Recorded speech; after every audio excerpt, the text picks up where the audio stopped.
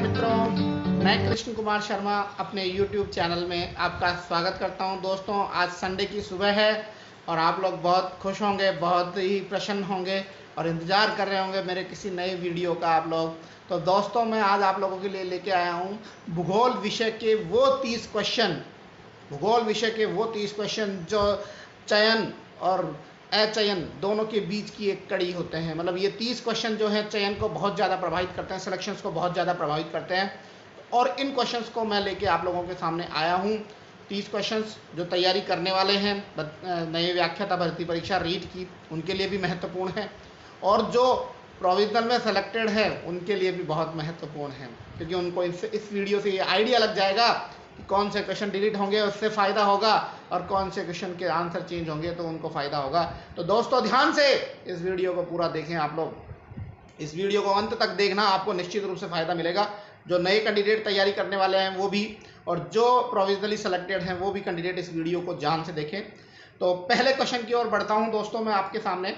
व्यक्तिगत विभिन्नता के कारण है। व्यक्तिगत विभिन्नता किस किस वजह से आती है, मतलब एक आदमी दूसरे आदमी से किस प्रकार से भिन्न रहता है, उसे हम कहते हैं व्यक्तिगत भिन्नता, पर्सनल डिफरेंशिएटी बोलते हैं इसको हम लोग। तो देखो, वंशांगत बिल्कुल आदमी जेनेटिकली चेंज होती है।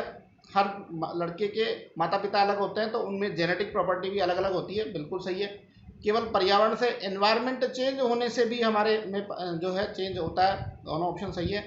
माता पिता की भागीदारी, ये ऑप्शन ठीक नहीं है। और ऑप्शन 4 है पर्यावरण और वंशागत, तो ऑप्शन 1 और 2 दोनों सही है। तो ऑप्शन 4 जो है इसका हमारा पास में राइट आंसर हो जाएगा। तो इसका राइट आंसर आप लोग क्या लगा दोगे? ऑप्शन नंबर 4 जो है इसका राइट आंसर आप लोग लगा दोगे। नेक्स्ट क्वेश्चन की ओर हम मूव करते हैं। धीरे धीरे चलेंगे, आप लोगों को समझ में आएगा अच्छे से, आपको साइकोलॉजी बहुत अच्छी हो जाएगी यदि आप मेरे चैनल से आप जुड़े रहोगे तो। नेक्स्ट क्वेश्चन की ओर चलते हैं।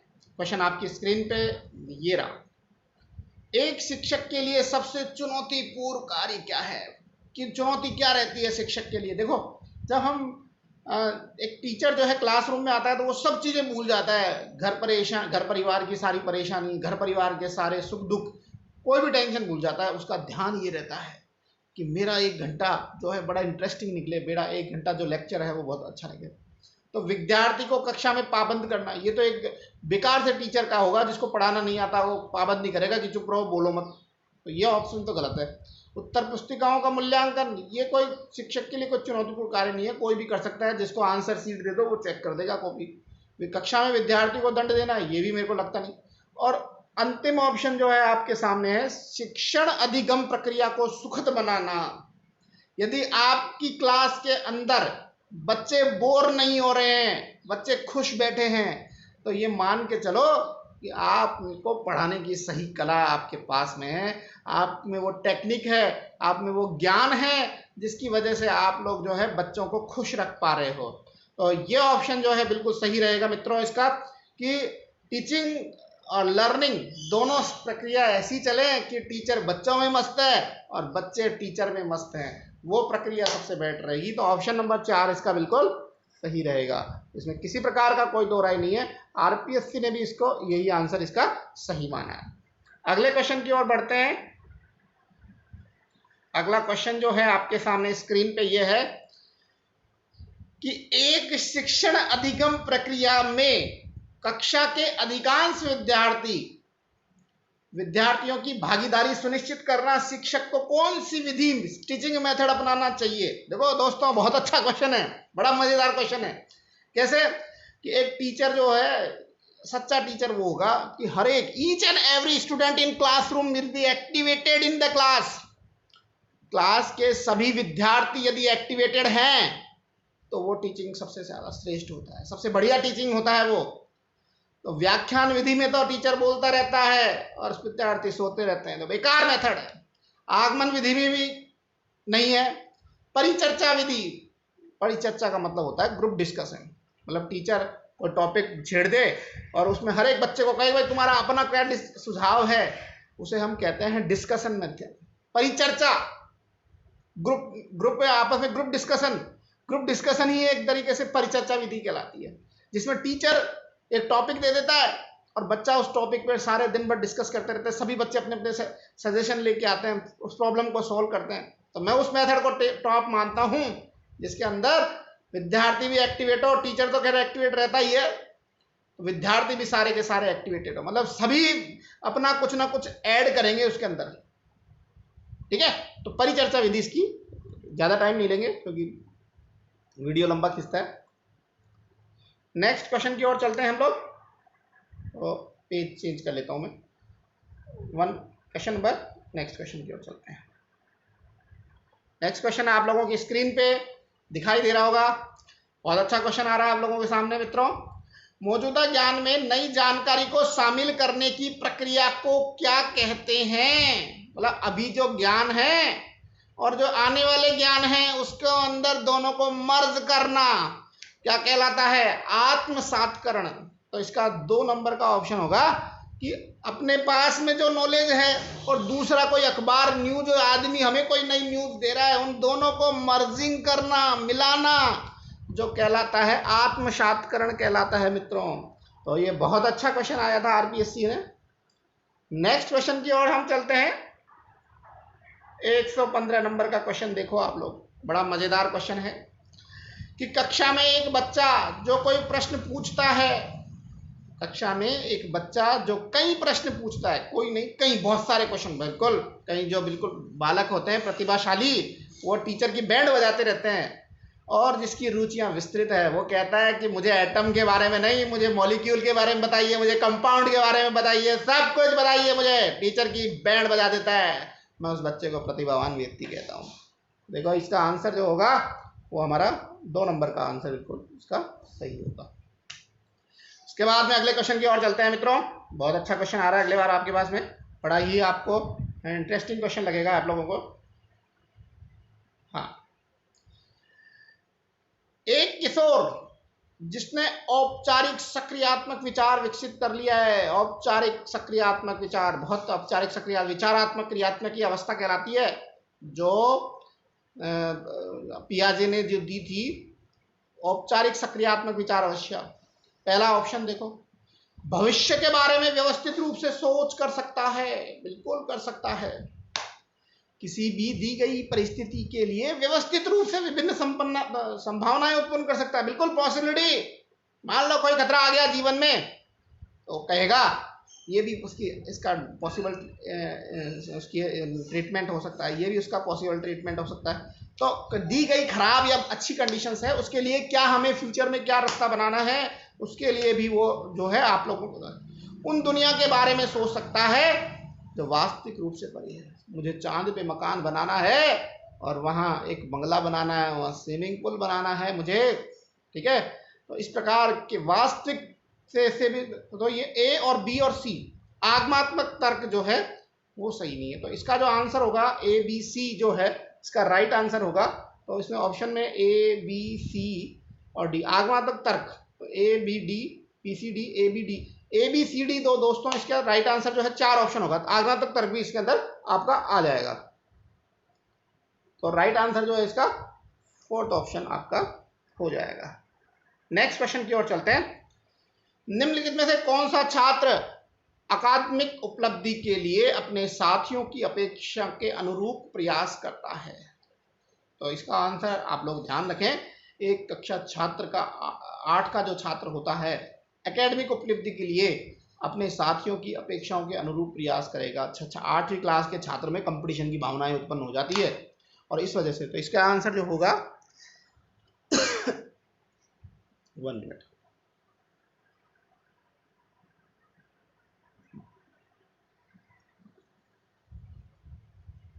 तीसरा नंबर का ऑप्शन जो इसका राइट आंसर होगा। नेक्स्ट पेज पे आ जाते हैं।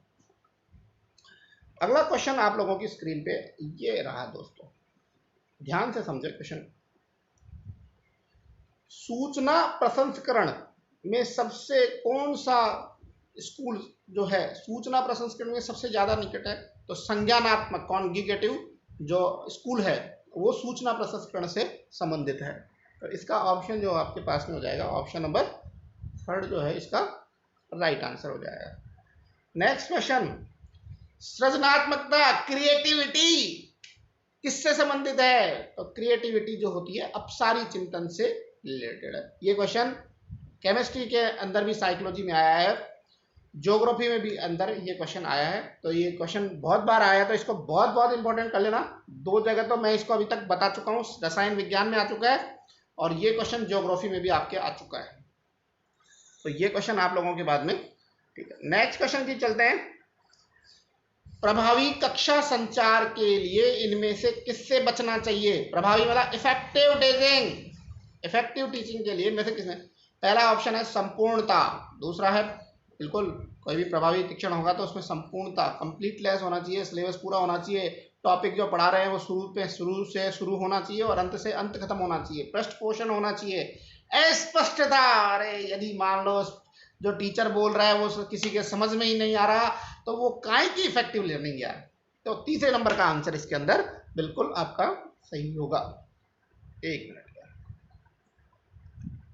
का ऑप्शन नंबर 3 जो है इसका राइट आंसर हो जाएगा। नेक्स्ट क्वेश्चन नंबर 21 की ओर चलते हैं। बहुत अच्छा क्वेश्चन मिला है दोस्तों, देखिए ध्यान से देखिए इस क्वेश्चन को, बहुत बार आने वाला क्वेश्चन है ये। क्वेश्चन है सामाजिक रचनात्मक दृष्टिकोण पर महत्व देना चाहिए, सोशल कंस्ट्रक्टिव। इसका सामाजिक दृष्टि रचनात्मक का है सोशल कंस्ट्रक्टिव। क्या मतलब है इसका?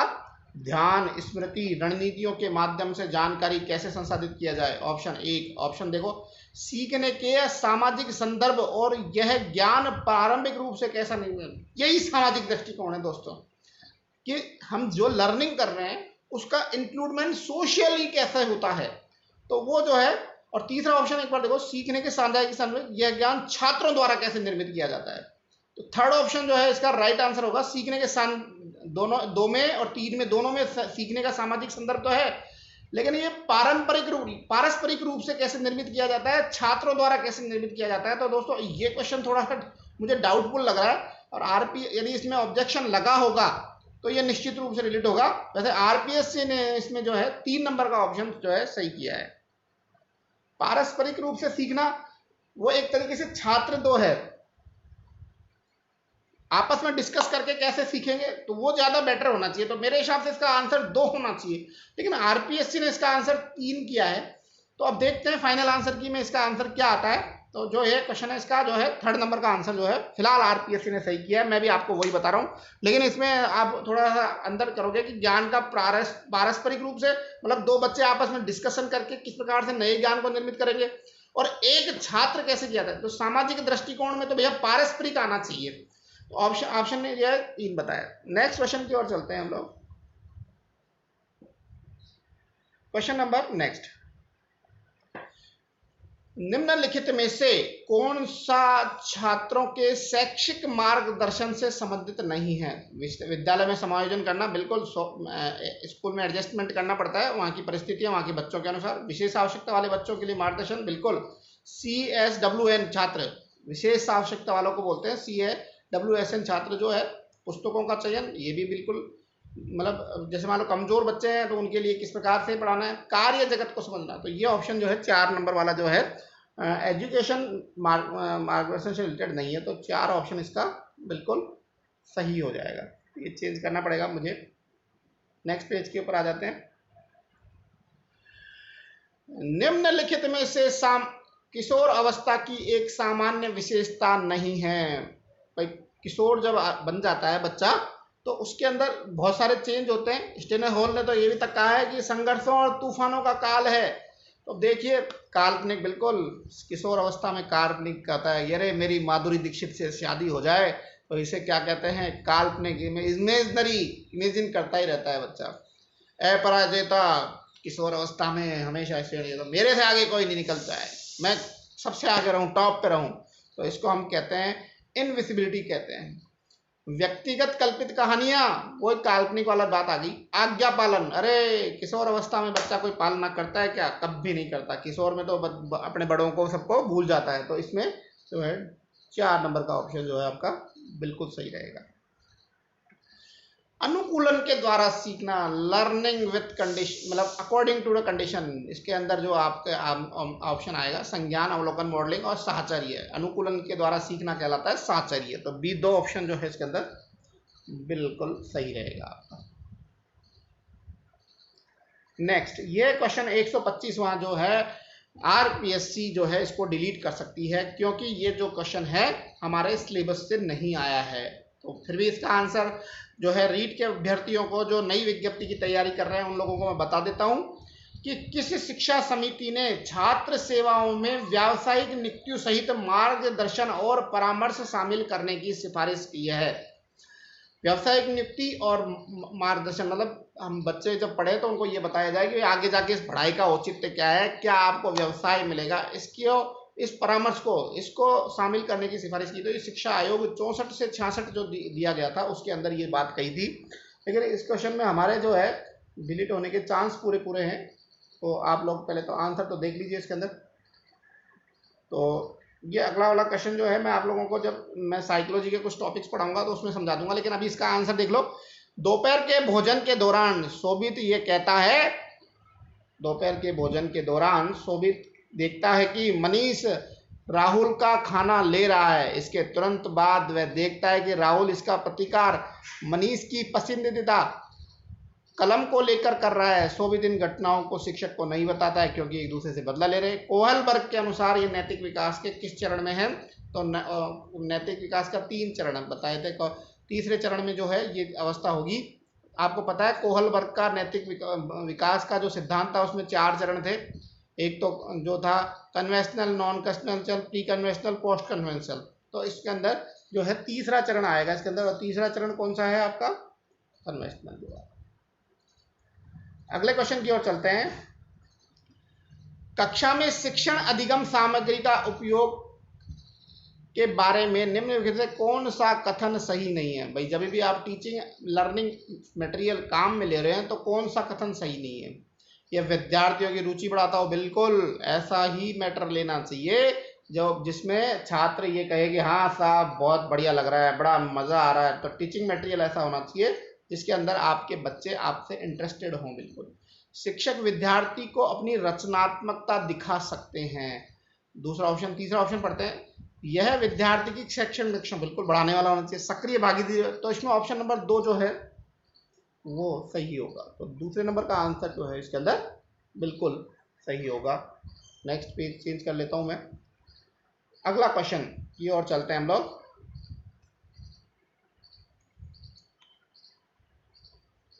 सीखने के रचनात्मक दृष्टिकोण के बारे में कौन सा कथन सत्य नहीं है? बिल्कुल कंस्ट्रक्टिव व्यू पूछ रहा है कि नया सीखना पूर्व की समझ पर निर्भर करता है, हो सकता है। शिक्षार्थी पर्यावरण के उद्दीपन से निष्क्रिय प्राप्त करता है, ये थोड़ा गलत लग रहा है। शिक्षार्थी अपनी समझ का स्वयं निर्माण करता है, बिल्कुल करता है। प्रामाणिक सीखने के संबंधित कार्य अर्थपूर्ण अधिगम को बढ़ावा देता है, ये भी सही है। तो इसमें जो है शिक्षार्थी पर्यावरण से उद्दीपन के निष्क्रिय, पर्यावरण से जो स्टिमुलस मिलते हैं हमें कि निष्क्रिय प्राप्त करता है, यह ऑप्शन जो है बिल्कुल गलत है इसके अंदर। तो ऑप्शन 128 में जो है ऑप्शन नंबर आपका 2 है जो है वो सही होगा इसके अंदर। नया सीखना पूर्व समझ पर निर्भर करता है, बिल्कुल सही है। आपने पिछला ज्ञान कितना है उसके बेसिस पे तो नया ज्ञान प्राप्त करेंगे। अपनी समझ का स्वयं निर्माण करता है। कई बार बच्चा खुद ही अंदर अंदर लड़ाई करता रहता है कि मुझे क्या सीखना है, क्या है। प्रामाणिक सीखने से संबंधित कार्य अर्थपूर्ण अधिगम को बढ़ावा देता है, बिल्कुल। यदि हमारे पास में किसी चीज का एविडेंस है तो हम लोग क्या ऑथेंटिक लर्निंग बोलते हैं इसको। प्रामाणिक सीखने को क्या होता है? ऑथेंटिक। न्यूज ऑथेंटिक होते हैं तो अपने आप सब्सक्रिप्शन बढ़ जाते हैं, और अनऑथेंटिक जो होती है उसमें सब्सक्रिप्शन घट भी जाते हैं। अगले क्वेश्चन की ओर हम मूव करते हैं। अच्छा क्वेश्चन है ये, और आप लोगों को निश्चित रूप से ये क्वेश्चन जो है बेनिफिट देके जाएगा। देखिए क्वेश्चन, निम्नलिखित में से कौन सा आंतरिक अभिप्रेरणा इंटरनल मोटिवेशन का एग्जाम्पल है? Best example of intrinsic motivation. तो देखो इसके अंदर क्वेश्चन में सपना कहानी पुस्तक पढ़ रही है क्योंकि उसके शिक्षक ने इसे दिया है और वह अपने शिक्षक को खुश, ये तो कोई आंतरिक अभिप्रेरणा नहीं है कि शिक्षक को खुश करने के लिए कहानी की पुस्तक पढ़ रही है। मानव कक्षा में एक अच्छा ग्रेड प्राप्त करने के लिए कड़ी मेहनत कर रहा है। ऋतु कक्षा में होने वाले टेस्ट के लिए कड़ी मेहनत कर रही है क्योंकि वह पाठ्यक्रम सामग्री के अध्ययन में करने में आनंद महसूस कर रही है। और चौथा ऑप्शन भी एक बार पढ़ तो लेते हैं। रजत कक्षा में होने वाले टेस्ट के लिए कड़ी मेहनत कर रहा है क्योंकि अच्छे अंक लाने पर उसके पिता उसे साइकिल देंगे। तो बाह्य अभिप्रेरणा, चौथा ऑप्शन तो बाह्य अभिप्रेरणा का है, क्योंकि बाहर से साइकिल वाइकिल देना ये जो होता है वो बाह्य अभिप्रेरणा। तो इसमें है क्योंकि पाठ्यक्रम सामग्री के अध्ययन करने में आनंद महसूस कर रही है, तो वो जो है ये थर्ड वाला ऑप्शन जो है बिल्कुल सही है इसके अंदर।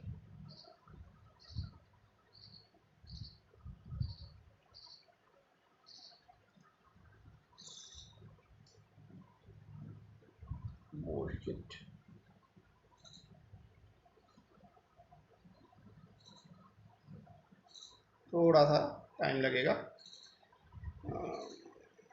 पेज ही चेंज हो गया। तो थर्ड वाला आंसर जो है इसका, ये वाला आंसर इसका सही होगा, क्योंकि नहीं क्योंकि वह आनंद प्राप्त करना चाहिए। अगला क्वेश्चन जो है डिलीटेबल क्वेश्चन है, आप ध्यान से देखो। डिस्कवरी लर्निंग के द्वारा दिए गए अधिगम की अवधारणा, डिस्कवरी लर्निंग जो होती है मतलब ये देखो 2016 में भी ये क्वेश्चन आया हुआ है व्याख्याता भर्ती परीक्षा में। तो उस समय आरपीएससी ने इसको आसुबेल माना था, और आज जो आरपीएससी ने क्वेश्चन दिया है इस बार भूगोल में उसमें इसने ब्रूनर माना है। तो इस क्वेश्चन में ब्रूनर भी आंसर हो सकता है और आसुबेल भी है ही, आरपीएससी ने पहले कंसीडर किया है। तो या तो ये क्वेश्चन में आंसर चेंज होगा आसुबेल, और यदि आसुबेल चेंज नहीं होता है तो ये क्वेश्चन डिलीट होगा, क्योंकि दोनों ही ऑप्शन इसके सही बैठ रहे हैं मुझे, मेरे हिसाब से जो मेरी एनालिसिस है उसके अनुसार। तो बाकी अभी जो आरपीएससी ने ब्रूनर दिया है और इसका सही आंसर मेरे अकॉर्डिंग आसुबेल होना चाहिए।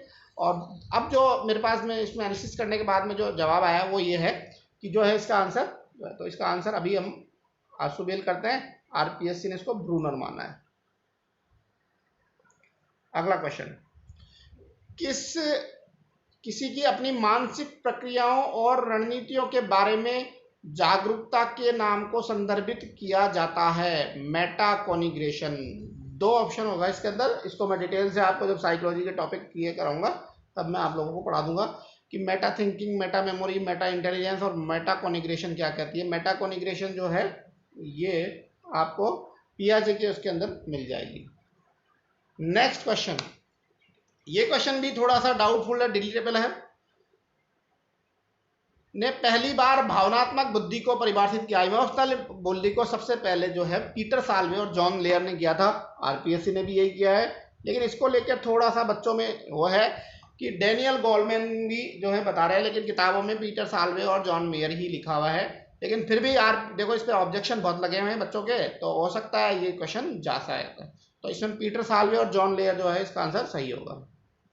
नेक्स्ट क्वेश्चन की चलते हैं, विज्ञान प्रच्छा प्रतिमान। अभी कल फिजिक्स में भी ये क्वेश्चन आया था और देखिए आज ये साइकोलॉजी में भी डाल दिया बच्चे। फिर भी इसके अंदर कई जो है, हालांकि इसके अंदर ऑप्शन था ही नहीं रिचर्ड सचमैन, इसलिए लोगों की ज्यादातर सही हुआ है, जबकि फिजिक्स में लोगों ने ज्यादातर गलत करके आए। तो जो है जोसेफ एस सहबाब इसका आंसर होगा। निम्न में से कौन सा सहकारी यानी मिलजुल के करने वाला है? सामूहिक लक्ष्य, यानी ग्रुप को एक लक्ष्य दे दो, ये काम करना है तुमको, आज ये पीरियड लगाने हैं, तो वो बिल्कुल वो लक्ष्य कैसा हो गया? सामूहिक लक्ष्य, ग्रुप गोल्स कहते हैं इसको। पर्सनल रेस्पॉन्सिबिलिटी, बिल्कुल हर एक व्यक्ति की जो सामूहिक लक्ष्य हो तो उसके अंदर जितने भी 4 का ग्रुप बनाया तो हर एक व्यक्ति को एक निश्चित क्या दे दो आप, रेस्पॉन्सिबिलिटी दे दो। इसको अकाउंटेबिलिटी भी बोलते हैं। सफलता के समान अवसर, हर एक जो मान लो ग्रुप 4 का है तो चारों को, और सक्रिय छात्रों पर अतिरिक्त भार। तो ये डी ऑप्शन जो है वो गलत है इसका, तो ए बी सी इसका बिल्कुल सही हो जाएगा, क्योंकि ऐसा नहीं है कि उसके अंदर कुछ छात्रों को तो अतिरिक्त भार दिया जाता है, कुछ को नहीं दिया जाता है। तो ऑप्शन नंबर जो है ए बी सी मतलब पहले वाला ऑप्शन इसका सही हो जाएगा। अगले क्वेश्चन की बोलते हैं, एडवांस ऑर्गेनाइजर मॉडल। आसुबेल का था ये एडवांस ऑर्गेनाइजर मॉडल, किसके लिए था? देखो ये प्रच्छा प्रतिमान, एडवांस ऑर्गेनाइजर मॉडल, ठीक है, ये मॉडल तो सूचना प्रसंस्करण, सूचना के प्रसार के लिए थे ये थर्ड ऑप्शन इसके अंदर राइट हो जाएगा। नेक्स्ट क्वेश्चन की ओर मूव करते हैं हम लोग। रक्षा युक्तियां, ठीक है, रक्षा युक्तियां क्या है भाई? देखो रक्षा युक्तियां जो है अहम सुरक्षात्मक है, मतलब रक्षा युक्तियां वो होती है कि जब हमें बहुत ज्यादा ईगो आ जाता है तो उन ईगो के लिए जो है रोकने के लिए हम लोग रक्षा युक्तियां काम लेते हैं, जिसमें जो हमारे पास प्रत्यक्ष और अप्रत्यक्ष दोनों प्रकार का है। जैसे सपोज करो एक एग्जांपल है कि किसी बच्चे का प्रोविजनल में सेलेक्ट हो गया तो वो कह रहा है कि मेरे तो नंबर इतना है, मेरा तो सिलेक्शन हो जाएगा, तो एक रक्षा युक्ति काम में ले रहा है वो, तो अहम को रखने के लिए तो इसके अंदर 2 नंबर का ऑप्शन जो है आपका सही हो जाएगा। किशोर अवस्था में समीक्षात्मक सोच विकास करने के विषय में निम्नलिखित में कौन सा कथन गलत है? तो भावनाओं के बजाय तर्कसंगत तरीके से तर्क दें, बिल्कुल। न केवल क्या हुआ पूछें बल्कि कैसे हुआ क्यों पूछें, ये भी है। समय पर पाठ्यक्रम को पूरा करने के लिए व्याख्यान विधि का उपयोग करें। एक प्रश्न के विभिन्न उत्तरों की तुलना में सबसे अच्छे उत्तर का निर्णय करें। तो 1, 2 और 4 सही है, 3 वाला जो है गलत है, व्याख्यान विधि का उपयोग में, यह है गलत है। 3rd नंबर का आंसर इसके अंदर सही होगा। अगले क्वेश्चन का, इंटरनेट प्रौद्योगिकी HTML का पूरा नाम क्या है? Hyper text markup language. Option number 1 जो है इसका सही आंसर हो जाएगा। नेक्स्ट है, कंप्यूटर सहायक निर्देशन सिद्धांत आधारित है, तो ये आधारित है क्रिया प्रसूत अधिगम पर। किसने दिया था? स्किनर ने दिया था। तो इसका 2 नंबर का आंसर जो है बिल्कुल सही हो जाएगा। श्री सिंह ने विद्यार्थियों को एक ऑनलाइन इतिहास, ऑनलाइन लर्निंग वर्चुअल लर्निंग होती है जिसके अंदर हम मोबाइल, कंप्यूटर, लैपटॉप के द्वारा जो इस समय मैं आप लोगों को जो क्वेश्चन सॉल्व करा रहा हूँ वो वर्चुअल लर्निंग कहलाती है। तो दूरस्थ शिक्षा वर्चुअल लर्निंग की इसके अंदर आती है, कंप्यूटर के द्वारा जो सकती है वर्चुअल लर्निंग। तो इसी के साथ में दोस्तों मैंने आप लोगों को जो है ये 30 क्वेश्चंस कराए हैं। मैं उम्मीद करता हूं कि ये आप लोगों के लिए बहुत बेनिफिशियल होंगे। आगामी जो तैयारी कर रहे हैं स्कूल व्याख्याता की और जो हमारे रीट भर्ती परीक्षा की और आने वाली 2nd ग्रेड की जो तैयारी कर रहे हैं उन लोगों के लिए मेरे ये 30 क्वेश्चन बहुत ही महत्वपूर्ण होंगे, उनके लिए बहुत फायदेमंद होंगे। मेरा सबसे निवेदन है इस वीडियो को लाइक करें, सब्सक्राइब करें और अपने जो दोस्त साथी गरीब दोस्त हैं जो तैयारी कर रहे हैं उन तक ये वीडियो जरूर पहुँचना चाहिए। मेरे दोस्तों, मैं आप लोगों के लिए हमेशा जो है तैयार रहूँगा, आप लोगों की हेल्प के लिए हमेशा तैयार रहूँगा। आप लोग इस चैनल को सब्सक्राइब करें, लाइक करें और ज़्यादा से ज़्यादा इसको शेयर करें। दोस्तों इसी के साथ मैं अपना वीडियो समाप्त करता हूँ।